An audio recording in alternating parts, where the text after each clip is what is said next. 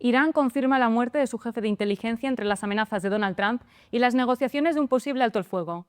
Hola, ¿cómo están? Bienvenidos a Euronews Hoy. La Guardia Revolucionaria iraní ha confirmado este lunes la muerte en un ataque de su jefe de inteligencia, Majid Hadami, tal y como había informado anteriormente Israel. Mientras, las negociaciones para un alto el fuego en la guerra están bloqueadas por el cruce de amenazas entre Teherán y Washington. El régimen de los ayatolás ha advertido que no negociará bajo los ultimátums de Trump. El ejército iraní ha amenazado con una ofensiva más devastadora si Estados Unidos ataca su infraestructura civil. Aquí España ha superado por primera vez en su historia los 22 millones de cotizantes a la Seguridad Social, un nuevo récord alcanzado en marzo e impulsado por el arranque de la Semana Santa y el sector servicios.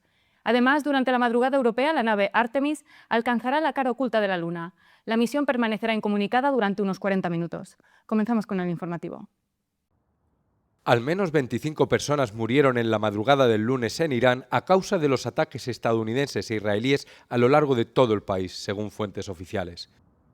En una noche marcada por el miedo y la incertidumbre, residentes de Teherán aseguran haber escuchado explosiones y visto aviones sobrevolando la ciudad durante horas. Las autoridades iraníes afirman que los ataques impactaron en zonas civiles, incluyendo plazas populares y el recinto de una universidad. La ofensiva provocó represalias iraníes contra Israel y contra varios países del Golfo. En Haifa se halló a 2 personas muertas entre los escombros de un edificio. Kuwait y los Emiratos Árabes Unidos activaron sus defensas aéreas en respuesta a las amenazas. Los ataques se producen a medida que se acerca la fecha límite fijada por el presidente de Estados Unidos, Donald Trump, para que Irán reabra el estratégico estrecho de Hormuz. Trump había advertido a Irán de una grave escalada en la intensidad de los ataques a partir del lunes por la noche si Teherán no llegaba a un acuerdo con Washington. El domingo, en una publicación en redes sociales redactada en términos contundentes, Trump afirmó que Estados Unidos atacará centrales eléctricas y puentes iraníes en una ofensiva que, según él, enviará a Irán de vuelta a la edad de piedra. Localizado un piloto militar estadounidense que se encontraba desaparecido tras el derribo de su avión en Irán. El presidente de Estados Unidos, Donald Trump, afirmó que el piloto estaba gravemente herido y añadió que el rescate contó con la participación de docenas de aviones. Otro miembro de la tripulación del avión derribado había sido rescatado el viernes. Pocas horas después de que se anunciara el rescate, Trump lanzó una notable amenaza plagada de insultos contra la infraestructura civil de Irán si el estrecho de Hormuz no se abre el lunes. Afirmó que los puentes y las centrales eléctricas serán blanco de ataques si no se cumple su ultimátum. El presidente de Estados Unidos concluyó su publicación diciendo «Alabado sea Alá», algo que no ha quedado claro. Mientras tanto, los ataques de represalia de Irán han continuado en la región, con daños registrados en instalaciones civiles de los Emiratos Árabes Unidos, Kuwait y Bahrein. La guerra comenzó tras los ataques de Estados Unidos e Israel contra Irán a finales de febrero, y desde entonces ha causado miles de muertos, ha sacudido los mercados mundiales, ha cortado rutas marítimas clave y ha disparado los precios del combustible. La batería griega de misiles Patriot desplegada en Arabia Saudí derribó un dron, continuando así su actividad operativa tras la reciente interceptación de 2 misiles balísticos que tenían como objetivo infraestructuras energéticas. Según fuentes del Estado Mayor de la Defensa Nacional Helénica, la unidad griega lanzó un misil y derribó con éxito un vehículo aéreo no tripulado de conformidad con las normas de combate establecidas. La unidad se mantiene en plena disponibilidad operativa y continúa su misión sin interrupción. No es la primera vez que la batería griega de Patriot ha demostrado su eficacia operativa en la región. Apenas unas semanas antes, el 19 de marzo, tuvo lugar un incidente de interceptación aún más amplio. En esa ocasión, la batería griega lanzó 2 misiles, interceptando con éxito el mismo número de misiles balísticos. Según las mismas fuentes, estos objetivos se dirigían hacia infraestructuras energéticas críticas en Arabia Saudí, lo que hace que el éxito de la misión sea especialmente significativo. Una gran multitud se ha congregado frente al Cine Babylon en Berlín, con decenas de personas manifestándose contra las acciones de Israel en la Franja de Gaza. Llevan pancartas y carteles en los que piden el boicot a Israel. El motivo es la visita de una figura destacada y controvertida del movimiento pro-palestino, la relatora especial de la ONU, Francesca Albanese. En una entrevista con Euronews habla sobre la nueva pena de muerte impuesta por Israel para los atentados terroristas mortales. Fue aprobada por el Parlamento israelí hace tan solo unos días. Imagínese que los palestinos introdujeran la pena de muerte para los israelíes. Sería un shock enorme. Pero hoy en día nada sorprende a nadie porque los palestinos han sido tan deshumanizados en esta parte del mundo, y no solo en Israel, que todo lo que les sucede parece casi justificado. Incluso he visto en los medios alemanes que se habla de una pena de muerte para los terroristas. ¿Cómo se atreven a tildar a toda una población de terrorista?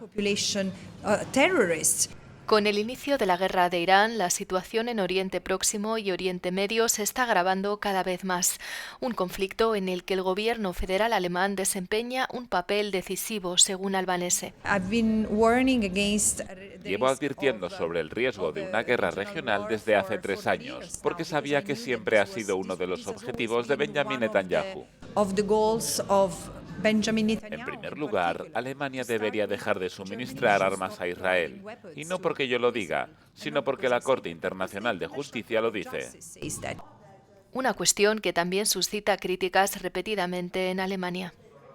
En el cine Babilón, Francesca Albanese ha presentado estos últimos días un documental sobre la situación en Oriente Próximo y el rol de Naciones Unidas. Numerosos simpatizantes se reunieron en Berlín, pero también los críticos que acusan a Albanese de antisemitismo, entre ellos la sociedad germano-israelí, que exigió de antemano la cancelación del evento. Laura Fleischmann, aus Berlin, für Euronews. En un entorno operativo en el que los vehículos aéreos no tripulados, pequeños y económicos, se están convirtiendo en una amenaza crítica y están cambiando las reglas de la guerra, la defensa tradicional y costosa ya no es suficiente, un hecho que pone de relieve la necesidad de contramedidas eficaces. El sistema de antidrones Centaurus de la empresa estatal Hellenic Aerospace Industry es la respuesta de Grecia a la moderna guerra de drones. Se trata de un sistema que no dispara, sino que desactiva las comunicaciones antes del ataque.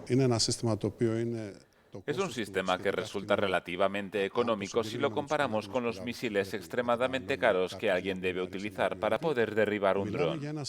Estamos hablando de un sistema de guerra electrónica, un conjunto de sistemas que tiene la capacidad de recibir las ondas de radio de un dron y controlarlo desde distancias muy largas, lo que da tiempo de reacción a sus operadores para que puedan derribarlo mucho más fácilmente, mucho más rápido y sin gastar munición.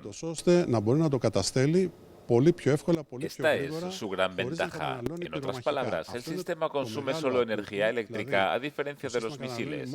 Esos misiles tan caros que, como ya saben, cuestan desde 500.000 euros y que pueden llegar hasta los 5 millones en el caso de los misiles inteligentes de alto coste. Así que aquí hablamos de una cantidad insignificante de unos pocos céntimos. El Centaurus ya se ha desplegado en condiciones operativas reales, un factor que lo distingue de muchos sistemas similares que siguen en fase de pruebas.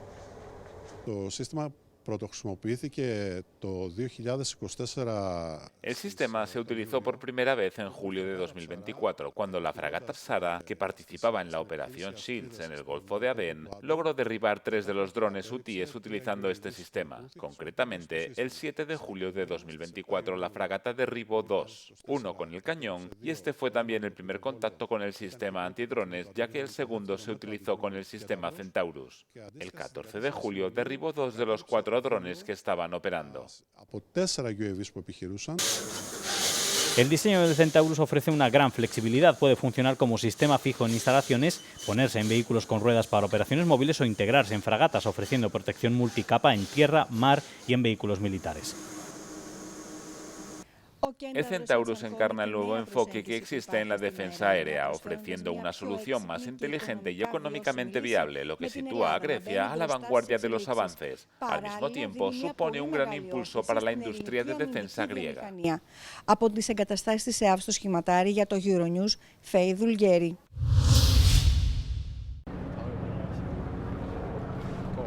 Suecia ha anunciado que invertirá unos 800 millones de euros en un nuevo paquete militar para reforzar las defensas aéreas del país.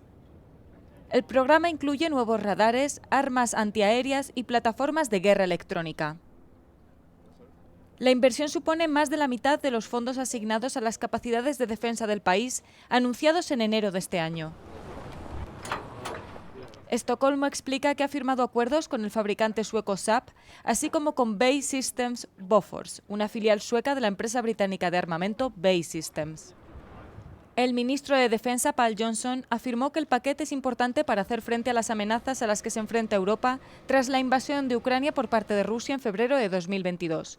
Está previsto que las entregas comiencen en 2027, lo que, según señaló Johnson, es relativamente rápido dada la demanda cada vez mayor de armamento en todo el continente.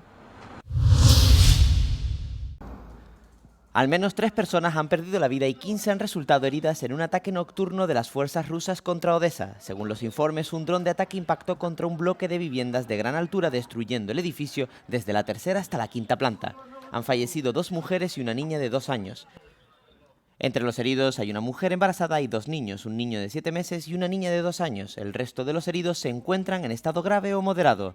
El Servicio Estatal de Emergencias de Ucrania informó de que aún podría haber personas atrapadas bajo los escombros del edificio residencial dañado.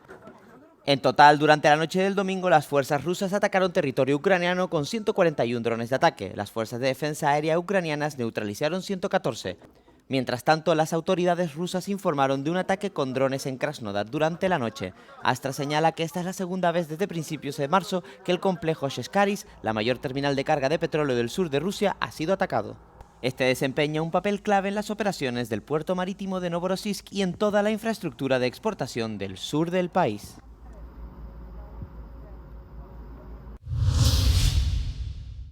Rusia lanzó más drones contra Ucrania en marzo que en cualquier otro mes desde que iniciara su invasión en 2022. Según los datos diarios publicados por la Fuerza Aérea Ucraniana, Rusia lanzó al menos 6.462 drones de largo alcance contra Ucrania el mes pasado, lo que supone un aumento de casi el 28% con respecto a febrero y el segundo incremento mensual consecutivo. Rusia lanzó 138 misiles contra Ucrania en el mismo periodo, que supone un descenso de en torno al 52% en comparación con el mes anterior, según muestran los datos. De los misiles y drones, la Fuerza Aérea Ucraniana afirmó haber derribado casi el 90% de ellos, la tasa de intercepción más alta desde febrero de 2025. Rusia ha intensificado su producción de drones a escala industrial a largo plazo de la guerra. Mientras tanto, Ucrania ha tratado de reforzar sus defensas aéreas en respuesta, desplegando drones e interceptores baratos para destruir a sus homólogos rusos. El presidente serbio Aleksandar Vučić ha afirmado que se han encontrado explosivos cerca de un gasoducto que transporta gas desde Rusia a Serbia y Hungría.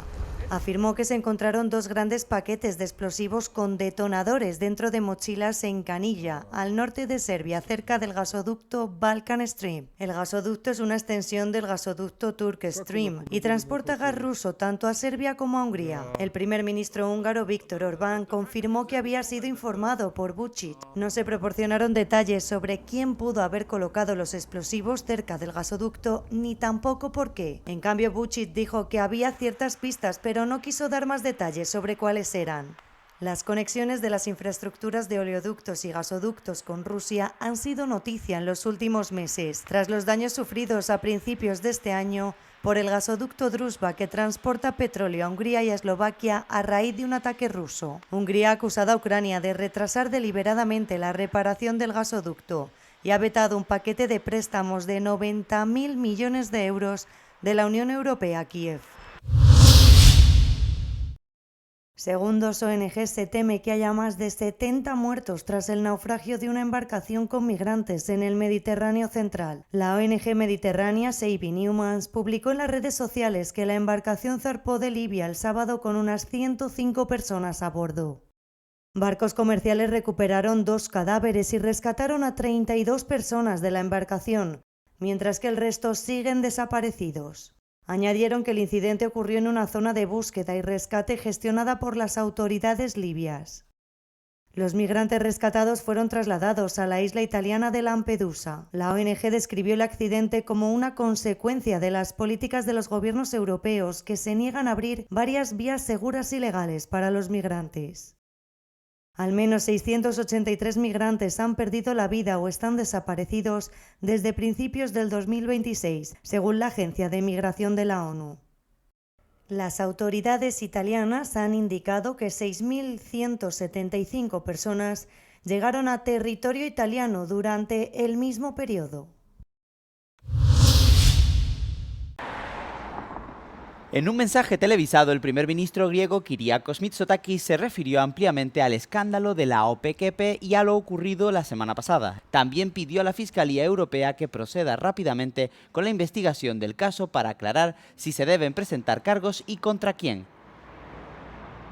Dado que la cultura jurídica occidental ha luchado por conquistar la presunción de inocencia, insisto en que haré todo lo que esté en mi mano para defenderla.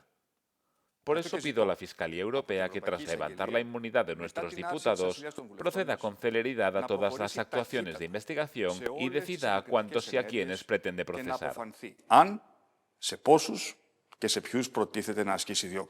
El primer ministro griego reveló que propondrá un cambio importante para aplicar la incompatibilidad entre el cargo de ministro y el de diputado, sustituyendo al ministro en el Parlamento por el segundo en la lista electoral.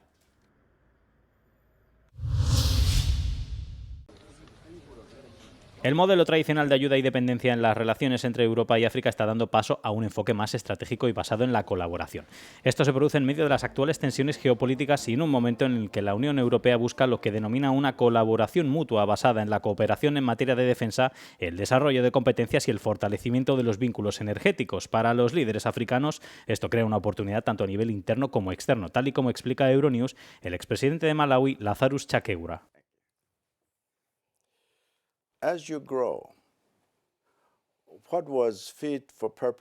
A medida que creces, lo que ayer era adecuado para un propósito puede que hoy ya no lo sea. Por eso es necesario mantener un diálogo constante para ver cuál es la mejor manera de proceder para lograr una situación en la que todos salgan ganando.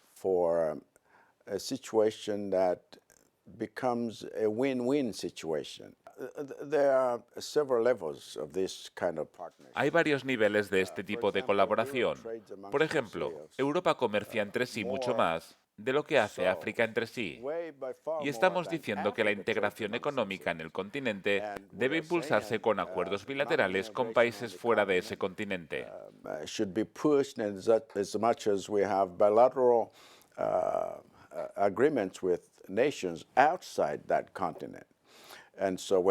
Así que, aunque se trate del libre comercio en el continente, necesitamos encontrar formas de facilitar la implementación más rápida de este. El mes pasado, la jefa de política exterior de la Unión Europea, Kaja Kallas, visitó los estados de África Occidental de Nigeria y Ghana, donde firmó la primera asociación de seguridad y defensa Unión Europea-Ghana sobre la lucha contra el terrorismo y la seguridad marítima en el Golfo de Guinea. En medio de la creciente competencia de Estados Unidos, China y Rusia, los responsables políticos afirman que era cuestión de tiempo que Europa cambiara su enfoque. Creo que hoy debemos revisar nuestra política con los países africanos y alejarnos de esta política de ayuda al desarrollo que está desfasada, agotada y que no tiene en cuenta las consecuencias de las realidades concretas.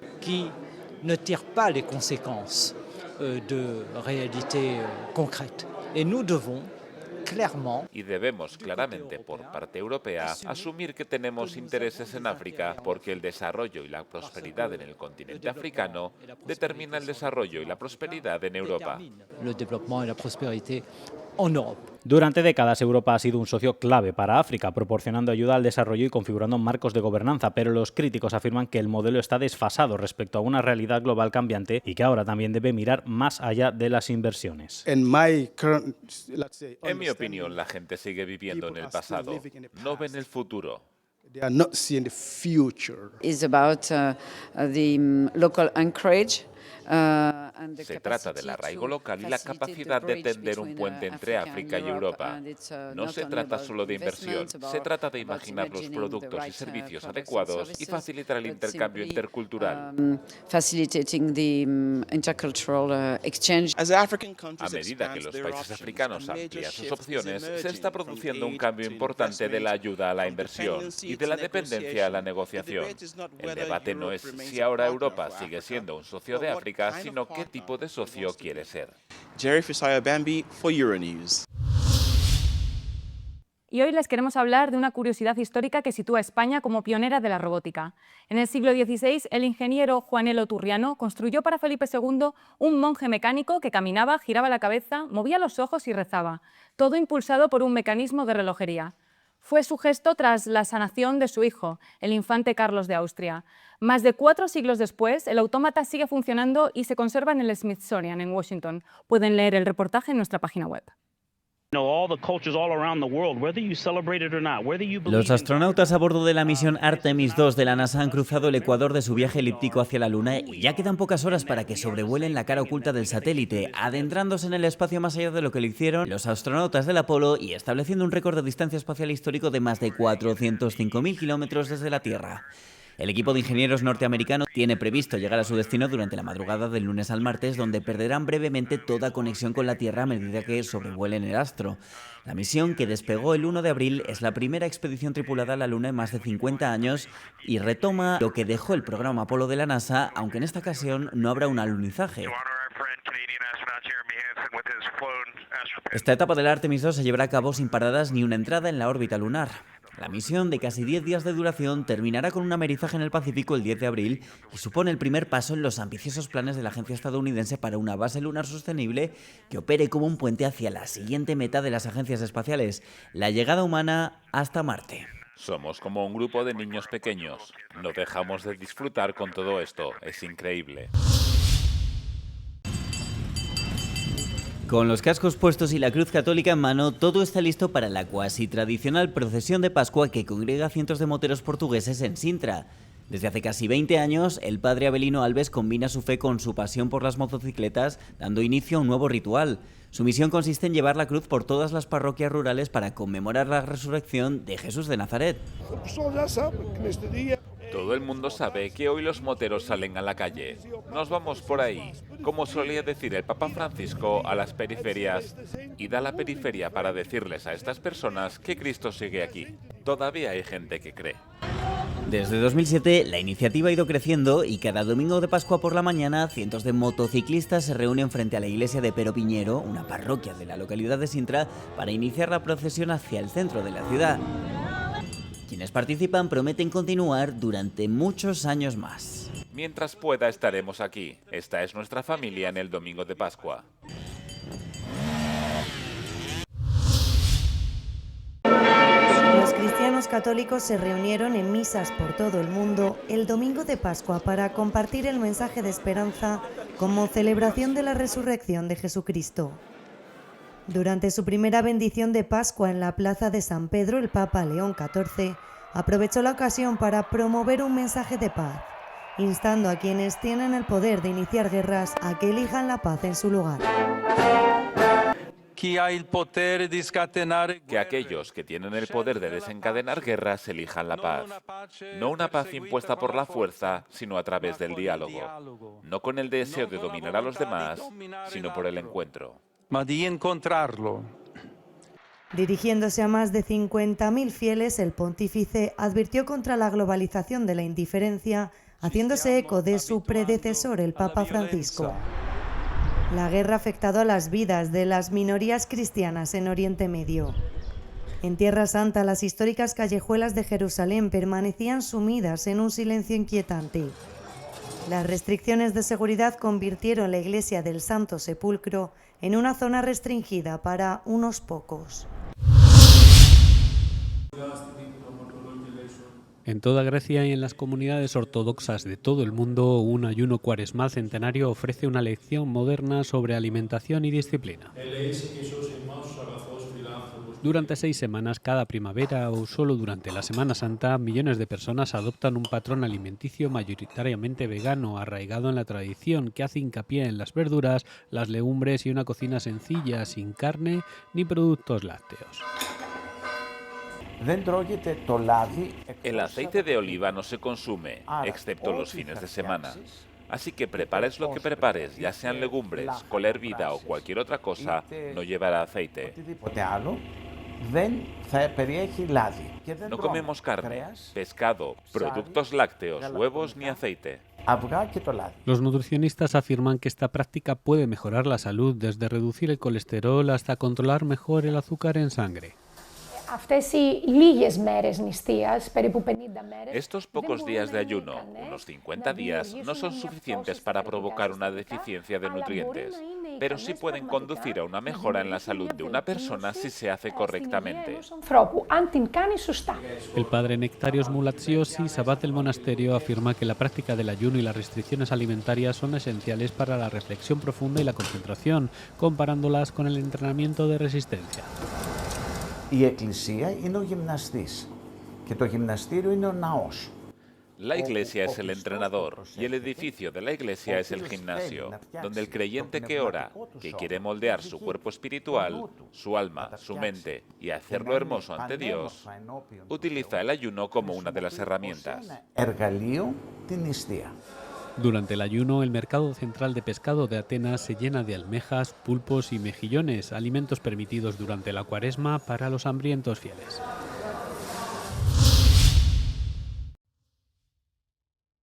La Ópera Nacional de Grecia presentó una nueva y cautivadora producción de Anna Bolena de Gaetano Donizetti con dirección de Temelis Glitnasis y bajo la batuta de Jacques Lacombe.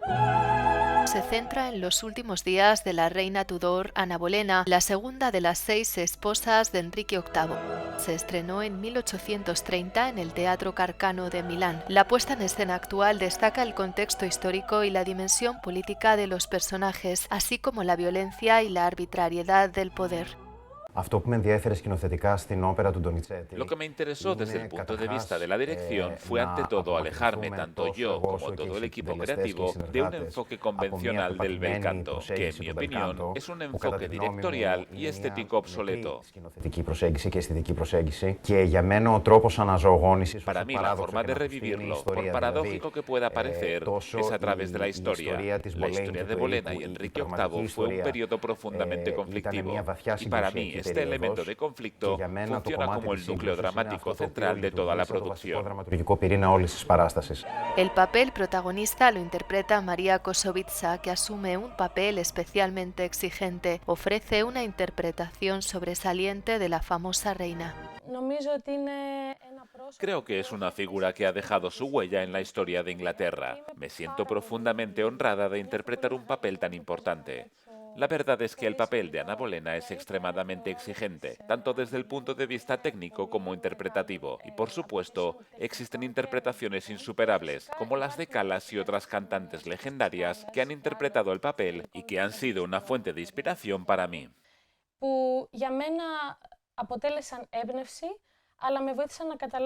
Al mismo tiempo me ayudaron a comprender que para que el papel cobre vida de verdad, debo aportar mi propia experiencia personal para que Anna se vuelva real, en lugar de limitarme a intentar imitar las grandes interpretaciones que se han hecho para este papel.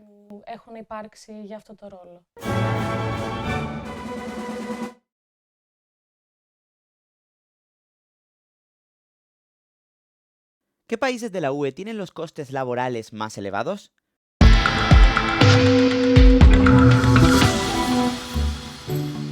Si pensabas que crear y gestionar una empresa mediana en la Unión Europea era pan comido, piénsalo de nuevo.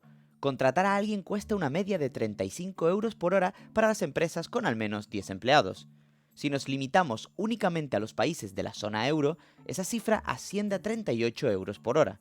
Una cuarta parte de esa cantidad se destina a costes no salariales como las cotizaciones sociales. Pero hay enormes diferencias de un país a otro. Francia, Suecia y Eslovaquia registran los costes no salariales más elevados. Los empleadores de Luxemburgo son los que más pagan en total, alrededor de 57 euros por hora si se incluyen los salarios y las cotizaciones sociales, la tasa más alta de la UE. Eso supone 5 euros más por hora que Dinamarca, que ocupa el segundo puesto, y casi 10 euros más que los Países Bajos en tercer lugar. Pero la diferencia entre el primer y el último puesto de la clasificación es evidente. En Bulgaria, los costes laborales son de solo 12 euros por hora, los más bajos de la UE, y de poco más de 15 euros en Hungría.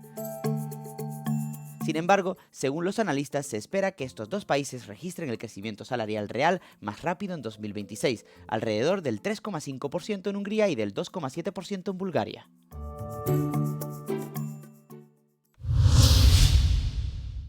Sombra de injerencia extranjera en las elecciones de Francia.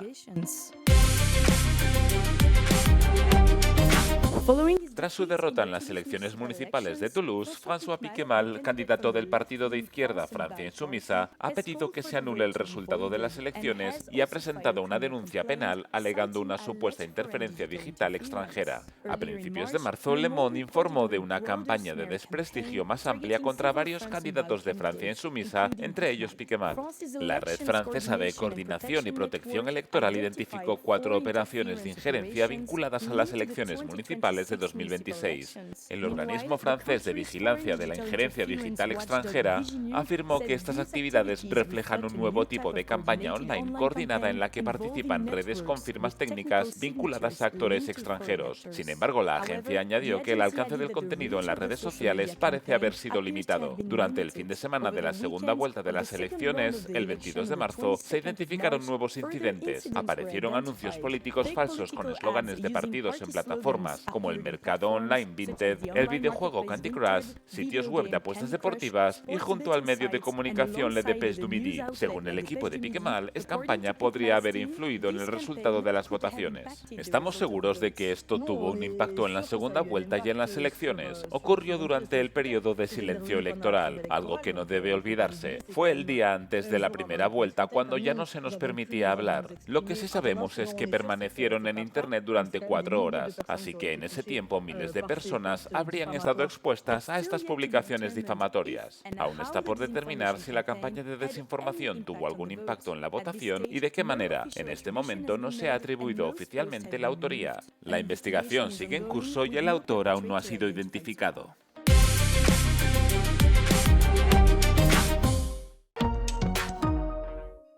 Hasta aquí las noticias, gracias por seguirnos. Ahora les dejamos con el tiempo. Como saben, pueden mantenerse informados a través de nuestras redes sociales y nuestra página web. No olviden seguirnos en el canal de YouTube para no perderse ningún Euronews Hoy y compartan el vídeo. Les recomendamos además que se descarguen nuestra app para estar al día de todo lo que ocurre tanto en Europa como en el resto del mundo. Tras la previsión meteorológica podrán ver el vídeo No Comment. Buen día y buena suerte.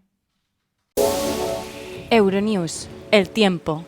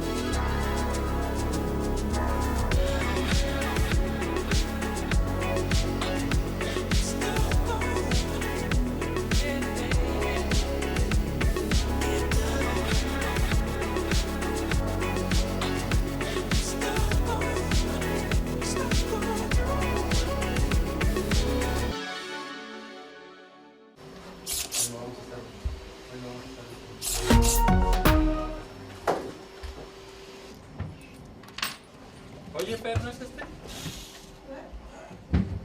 ¿Le doy?